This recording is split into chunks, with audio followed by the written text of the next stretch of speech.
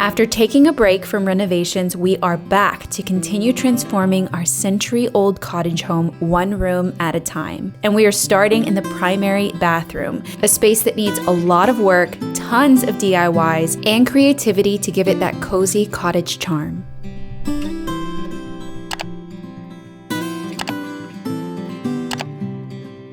Hello guys, welcome back to my channel and welcome back to our cottage. So in the last episode, I gave you guys a complete tour and recap of what it looked like before, what we've done so far, and what still needs to be done. And one major project, major room that still needs to be done is our primary bathroom.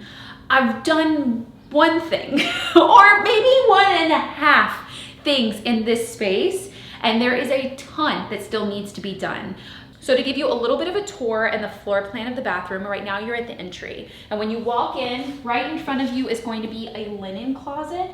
I wanted something small, but have enough space to have towels, extra toilet paper, to stock some things in it. And then off to your left is actually a very good, decent sized closet with a window. And to your right, you enter the main portion of the bathroom. The tub area, I wanted it very focal in the space with a beautiful chandelier and the beautiful windows. And then our vanity, of course, with mirror. And you continue on to the back of the bathroom and you have a shower that's a decent size. It's 4 foot square, so 4 foot by 4 foot, and the toilet, which I wanted these 2 walls to jut out to add a little bit of privacy to this part of the bathroom. So when you're in the shower, you're not exposed to the rest of the bathroom. And then when you're using the bathroom on this side, you have a little bit of separation, which I really liked, in a bathroom that had enough space for it. For the design of the primary bathroom, I tried to remember if I had any plans or ideas of what I wanted the bathroom to look like when I built it back there, when I had the shell. And I was collecting tile and thinking about what kind of flooring and things I was going to put in there, but I didn't really dive too deep into the design. So it really is a blank space that we could pretty much do anything we want. Of course, inspired by the original house and everything that I've kind of done so far. But I do have a lot of the things that we're gonna be putting in there, like tile, faucets, the granite on top of the vanity that we found at a vintage market. This is the tile that's on the floor in there already. It's a project I've already started, and it's laid in a herringbone tile, and it's very warm gray. And then I have this more shiny, slick tile that's actually gonna go up the wall behind the bathtub. And then this is the granite that we have in our island in the kitchen and also on the vanities in the bathroom. So this is already installed in there. And our sinks are white. And these are the faucets that are gonna go on the sink and the tub. This is an antique brass, so it's gonna go on top of this granite. And then these are the pieces for the shower. This marble picket tile is gonna go up the walls in the shower, and then on the floor of the shower, it's gonna be this Soho tile. This is porcelain and this is marble. So you can see it's gonna pull in some of that warm gray and that texture, and it's gonna pull in the warm gray from the rest of the room as well. But it's gonna be lighter in color because of this marble. I have been looking on Pinterest for inspiration in any sort of room, not just a bathroom. Maybe there is a living room that was gonna inspire me or some detail of a space. Do know that I want it to be vintage inspired. I want it to feel like the cottage, a cottage vibe. I want to pull the warm tones and the details from the rest of the house into that space. And I do want to use wallpaper. And I haven't used wallpaper in a lot of my projects so far, but I feel like the cottage is such a perfect place for wallpaper because there was original wallpaper here to begin with. There were actually layers of wallpaper behind the drywall that I was taking down. So I really want to bring that back into the spaces, and I would love to have some wallpaper in the bathroom. So I have some fun samples on the way that we can look at with all of the elements that I already have. And then from that wallpaper, we can determine what paint color we're gonna. So I've actually already started one project in this space, which is the flooring. We were under a little bit of pressure getting our countertops for the kitchen. And when they were coming, we were gonna do all of the places that we needed stone, so all of the countertops. So we were gonna get countertops in our kitchen and the bathrooms. So I felt a little bit of pressure. I was like, ooh, I need to get that flooring down because I need to put the vanity in and I need to put the granite on top of the vanity. It was like a whole thing. I rushed to work on this very intricate pattern for the flooring in here, I wanted to lay this porcelain tile that had wood grain in a herringbone pattern. And I thought it gave so much interest. It's in a very like warm gray mix tile, and it's porcelain, so it's really strong. And I thought it was beautiful. And I bought up pretty much all they had left of this particular color because I wanted it as warm as possible, but still have hints of gray so that it would be really versatile. So I'd done the hard part of laying this floor in the herringbone tile. I just now need to go back and grout it.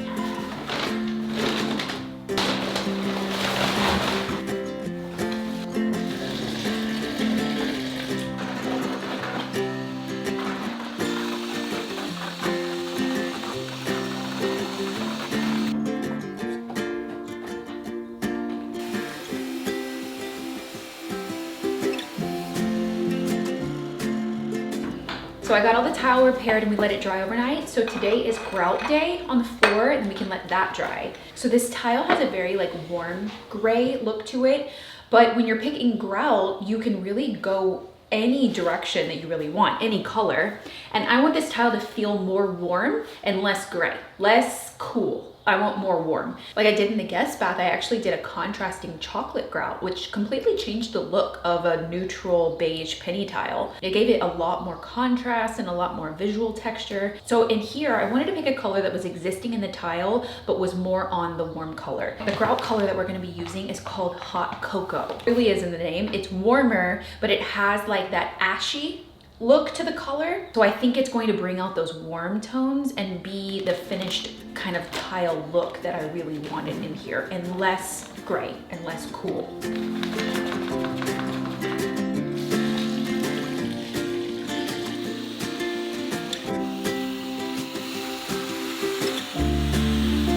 I'm gonna start in the corner and work my way out of the room. Been a while since I grouted tile, but tiling actually I love to do. I felt like laying this floor was really fun, even though the pattern is very intricate and you had to be precise with it. Tools you really need handy are your grout, obviously, a float, one of these like gum floats, a bucket of water, a bigger bucket than this. I should have gotten another bucket. A bigger bucket than this, and a sponge. After about 30 minutes, you want to wipe off the excess grout, and it will help your arms drastically if you have one of those stirrers that attach to your drill, you know, so that it will mix the grout really well.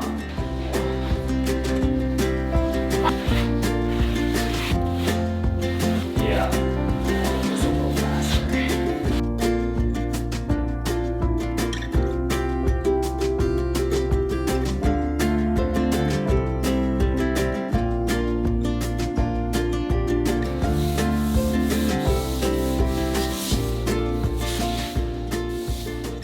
Attempt to move this vanity, but when they put the stone in the backsplash, they actually glued it to the wall.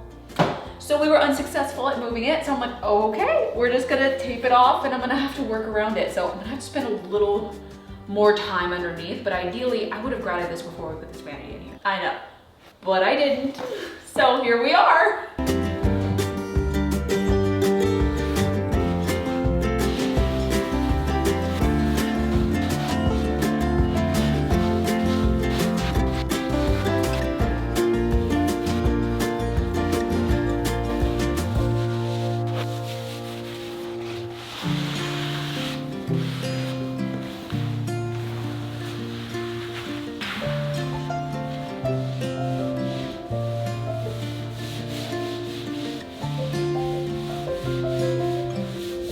So I just made the last pass with the sponge while it's still in this stage of being wet.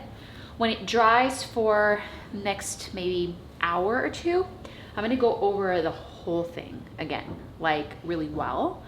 Then I'll probably do it again tomorrow morning. And then the third step is to actually go back over all of the tile and all of the grout with an impregnating sealer so it seals the grout.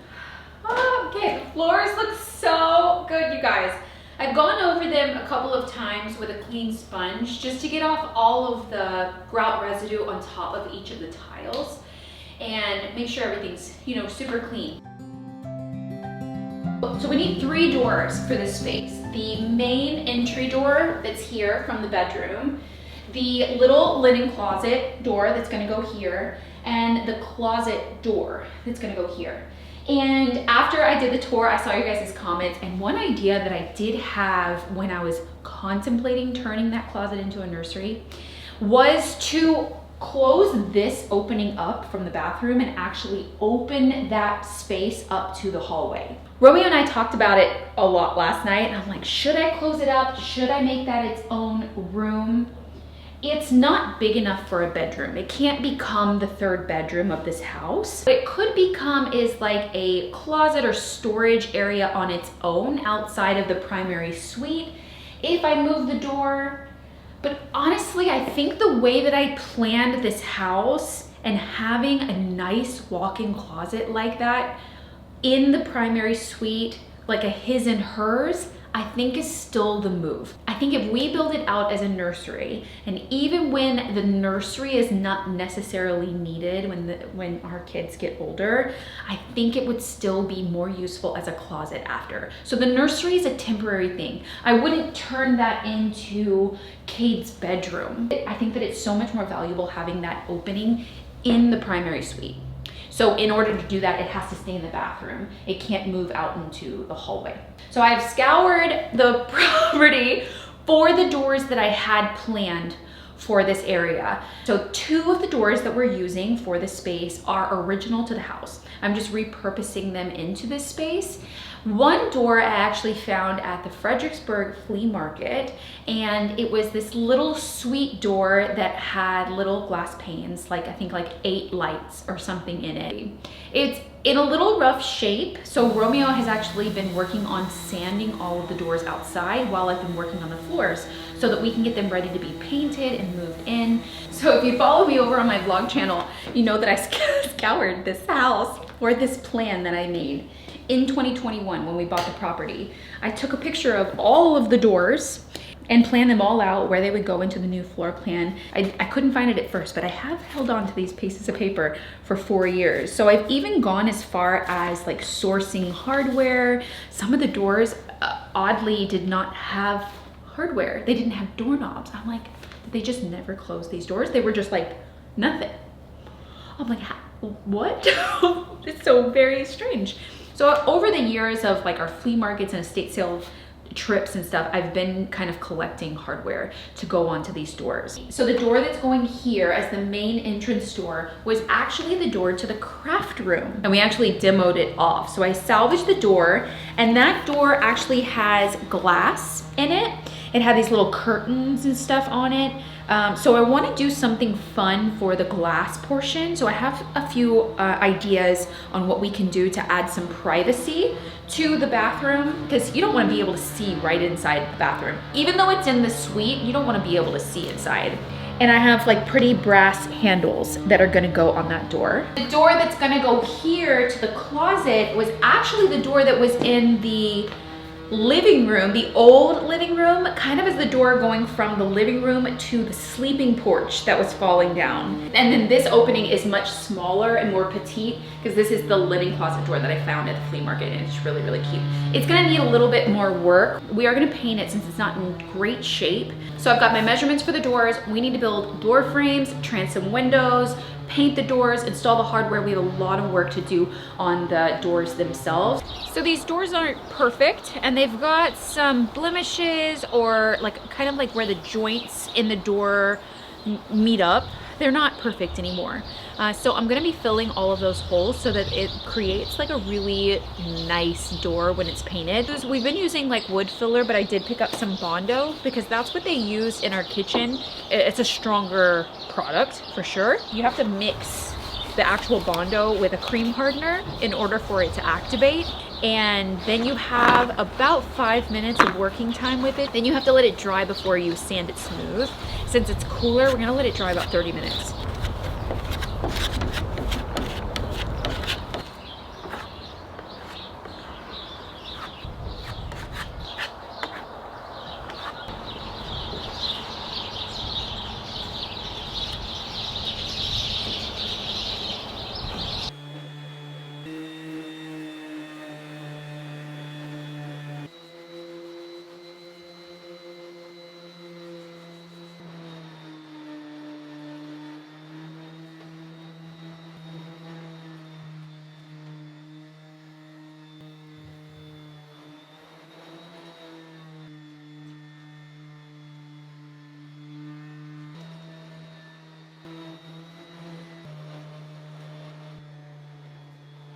door is the main door, and I've been thinking about how I need to change the hinges and the lock and stuff because it's actually set up to be the opposite way.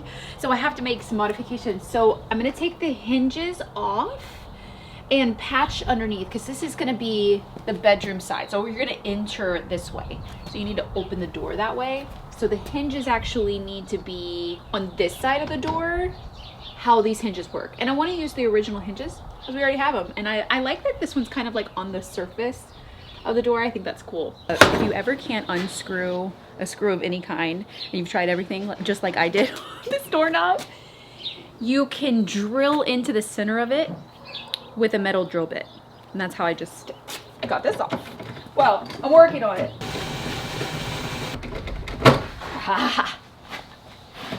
The doors are looking so good. So they're ready to be primed, and since we have better weather today, we can actually paint outside. So we're gonna get them primed before we install them so that they're ready to be painted the final color, while I'm still deciding what that color is going to be. Haven't quite decided yet. I need some more samples to come in for some other things, and then we can finalize the paint color.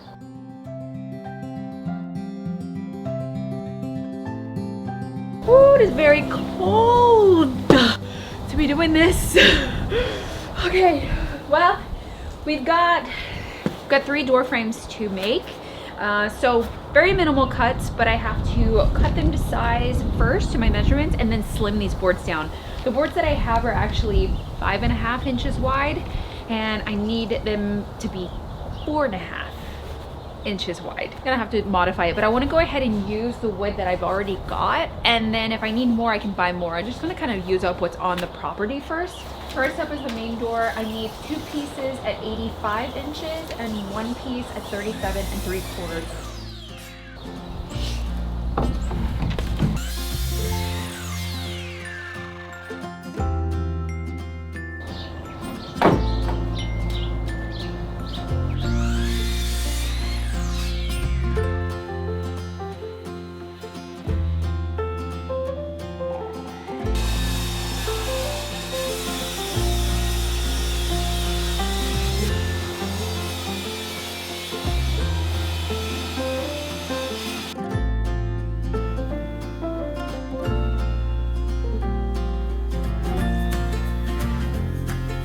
To assemble the door frames, I'm going to be using pocket hole screws, and so I need my pocket hole jig maker. This is a Craig pocket hole jig. I actually prefer pocket holes because they make everything stronger. I feel like it's a stronger joint, and of course we're going to use wood glue as well. I hope my wood glue is still good.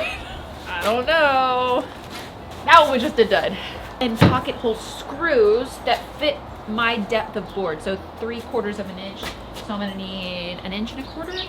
I always have the most of that size because usually I'm dealing with 3/4 inch boards because that's how they come from the hardware store. So I always have enough. Just drill the holes, assemble the top to the sides, and then we'll install it into the door frame. They look like that. Oh, and I have the best 90-degree angle clamps. I love clamps in general because I feel like they make every project so much easier. It gives me like 4 or 5 more arms.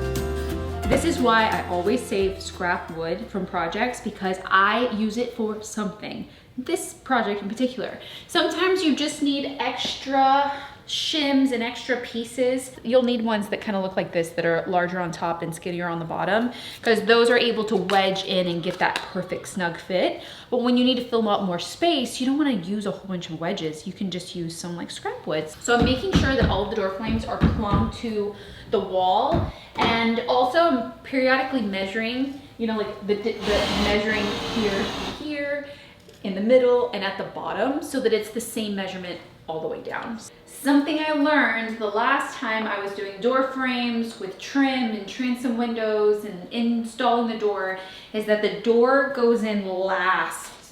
I made that mistake in the bathroom. I went ahead and put the door on when the frame was up, and the casings, like the trim work around the door that go up, over, and down, wasn't on yet. Big mistake. Where the door is positioned is actually partially on that trim. Next step is the transom window. I had to do a refresher course on my own video. I had to go back and watch this video so that I could see exactly how I did it, because I spent a lot of time figuring it out. And then I went over to an existing transom window that I have kind of exposed on one side that I could see the work and re-measure some things. So I figured out exactly the measurements and the cuts I need to make 2 transom windows, one to go above the main entrance and then one to go over the closet door. This little linen closet does not have a transom window. It was just a small, it's not needed. I think it's actually the only door in the whole house that didn't get one.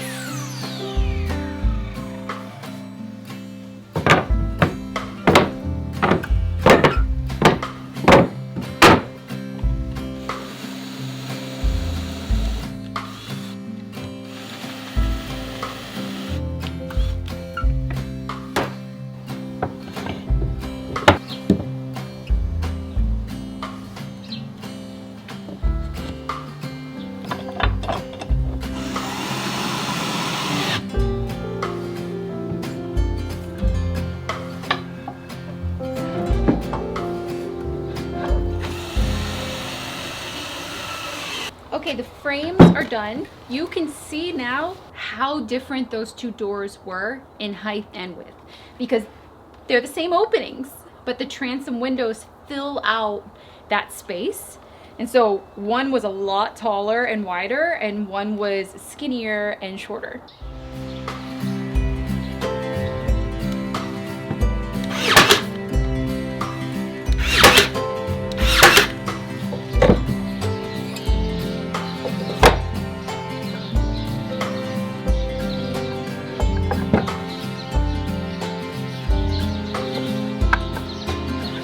Need to router a piece basically all along the inside here for the glass to sit back in.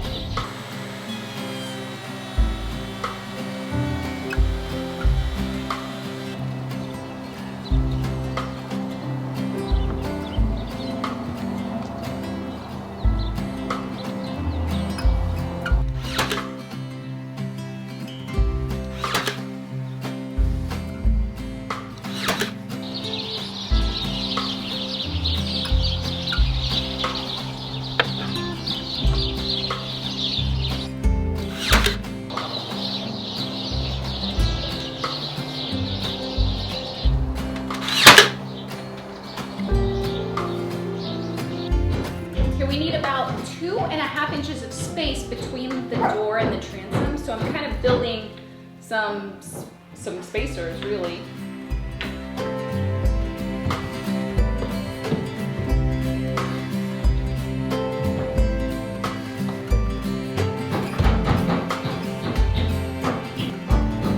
So good. Now we just need to order the glass. I measured for the glass, so I'll order all the glass at the same time.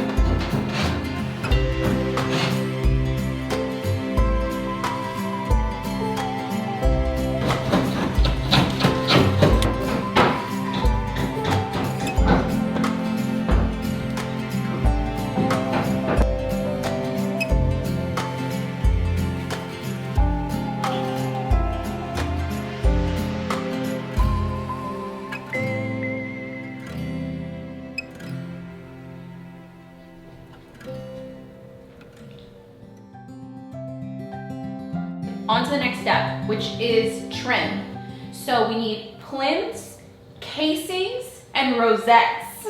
So So I went out to my salvage shed, is pretty much what it was. Everything that we salvaged from the inside of the house, I stored in the shed outside and organized it by what it was, whether it was plinths or rosettes or beadboard or shiplap or casings, whatever it was. I knew I was getting low because I've used quite a bit of it. So this is all I have left of the rosettes and plinths from the original house. Once we built, I went through and actually counted how many I was going to need.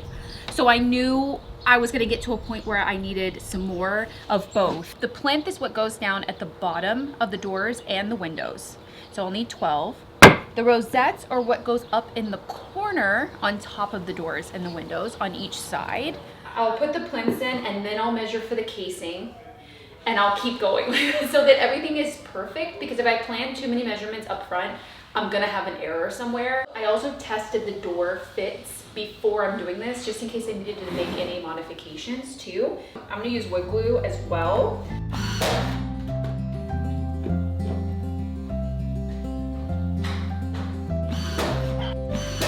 I'm not sure why, but I am remembering that I had to slim down the new casings that I had made to match our old original profile, because when I got them, they came in like 5 1/4. And they were only supposed to be 5 inches. And I had them made so they were like a specific measurement that I got, and which was fine. I mean, but I have to slim down every word. But that's okay. I just took a little bit off of each side. So these are the casings. This is the big trim that goes up the side and then across. And then these openings are gonna start to look so much more finished. It's exciting.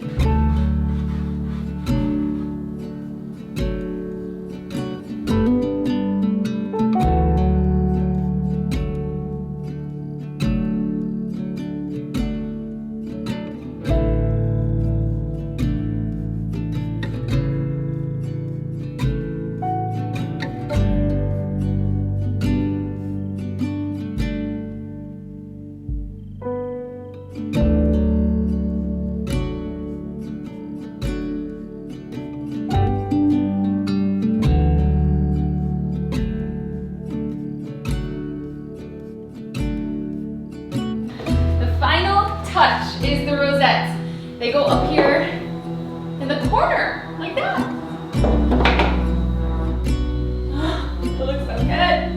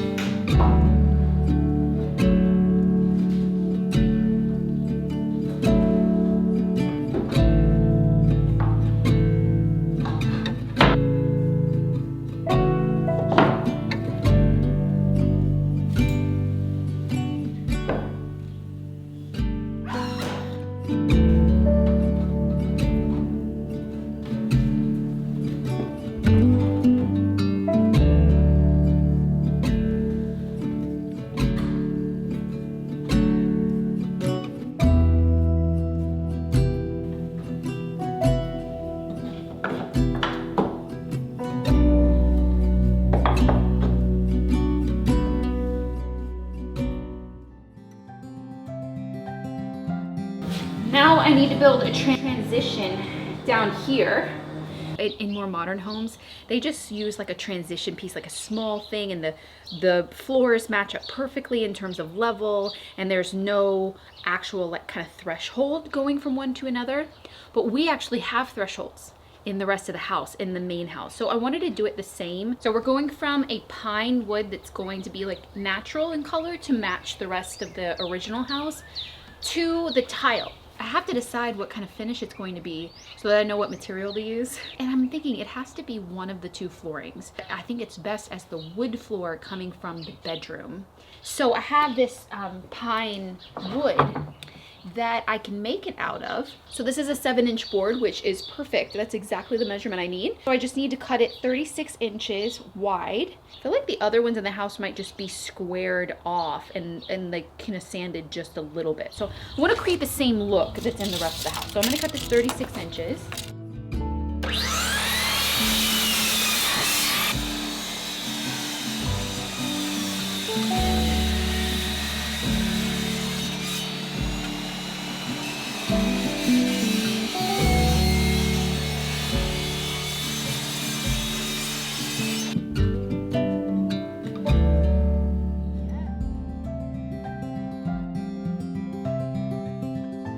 trick I did before on the hardware from the old house that was kind of covered in paint, like layers of paint, is that I got a old crock pot from the thrift store, and I put the hardware in the crock pot and I leave it on for a day, couple like hours. I don't really time it, I just kind of throw them all in there with some water. It helps to loosen up that paint so I can just scrape it off. So it'll just like peel off. Isn't that cool?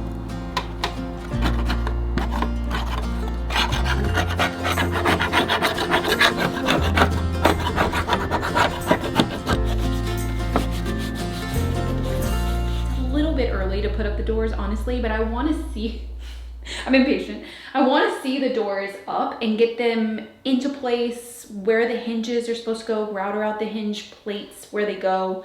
Ideally, we would paint the door frames and all of the trim and then install and paint the doors and then install everything at the end. So it was all perfect. To give me a little bit of something right now, I think I'm gonna put in this little linen closet door. I also have all of the hardware handles and things, which I'll show you for this door. I think it's gonna be really, really pretty. It needs one more glass pane, but it's all perfect. Like the Bondo and everything came out perfect and we primed it. So it just needs to be painted the finished color whenever we choose that. So I'm gonna put the hinge back on the way that it goes for this room because it's gonna open out and the handle is gonna be on the right. 7 1/8. So I have this thing called a hinge mate that you can screw into the door frame, and it gives you a guide to where you can cut, and we're only cutting into the wood 1/8 of an inch, just to the thickness of the hinge.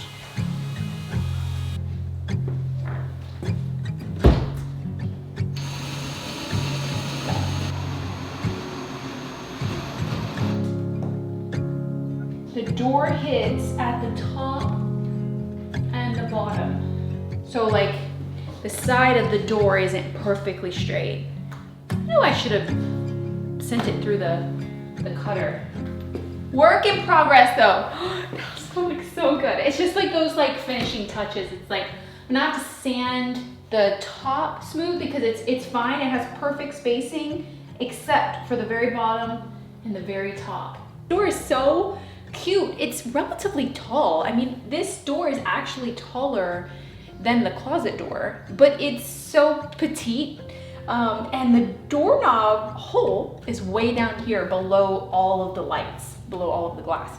I actually like that. I don't mind that it's like so low, and it's just gonna be a click. I wanna get one of those like click in. This is the handle. Found it somewhere. This isn't original to the house. This is just salvaged from somewhere else. I found it. I thought it was so pretty. Look how pretty that is. And I thought it was gonna be the sweetest handle. How adorable is that? It's so small. It's almost like Cade's door. It's like so small. Like, was there another part to this door, like on the bottom, or I don't know. I don't know why it's so low, but it's very adorable. So I figured I'd keep it low like this if it doesn't feel too awkward. I have both sides of this knob, so I have another handle, but I was thinking about not putting it in the inside and using this for something else because you don't really need, it's not a walk-in closet, you know, and you're just gonna open it to shelving, so you're not ever gonna need to use the inside handle, and I can use, this is so pretty to put into a closet. But yeah, this door is coming along. It just needs a little more work. Panicked, like let me, I'm